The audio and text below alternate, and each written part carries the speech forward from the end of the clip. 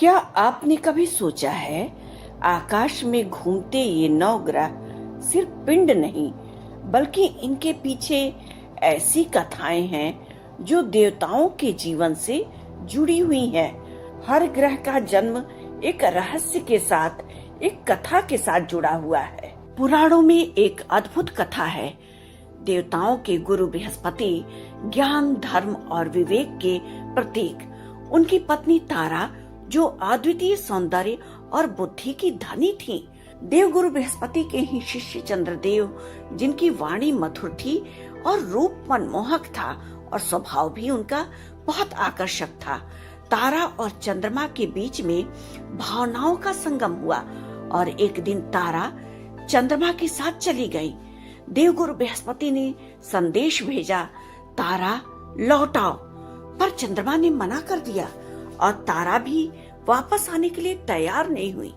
देवताओं और असुरों तक यह समाचार पहुंचा और छिड़ गया तारकम्य युद्ध। देवगुरु बृहस्पति और चंद्रमा के समर्थक आमने सामने हो गए।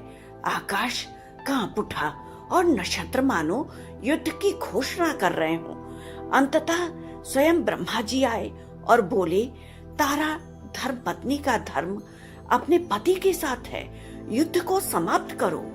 तारा लौटी, परंतु वह गर्भवती थी। देवगुरु बृहस्पति ने पूछा, यह संतान किसकी है? तारा मौन रही। ब्रह्मा जी ने भी कहा, सत्य को छुपाना अधर्म है।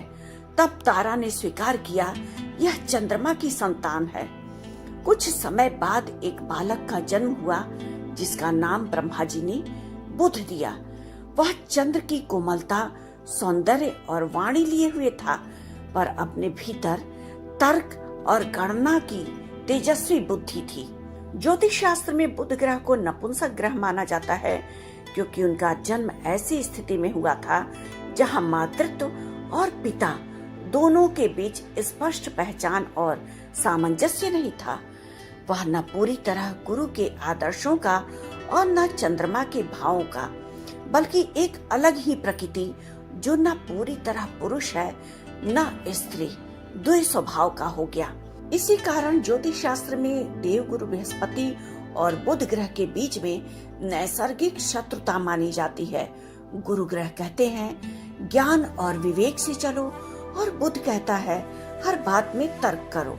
यह कथा हमें सिखाती है, जब प्रेम, अहंकार और कर्तव्य एक साथ टकराते हैं तो न सिर्फ युद्ध होता है, बल्कि ऐसे भी व्यक्तित्व जन्म लेते हैं जो युगों तक अपनी अलग छाप छोड़ते हैं। ठीक बुध ग्रह की तरह, जो नपुंसक होकर के भी बुद्धि और वाणी का राजा ग्रह है।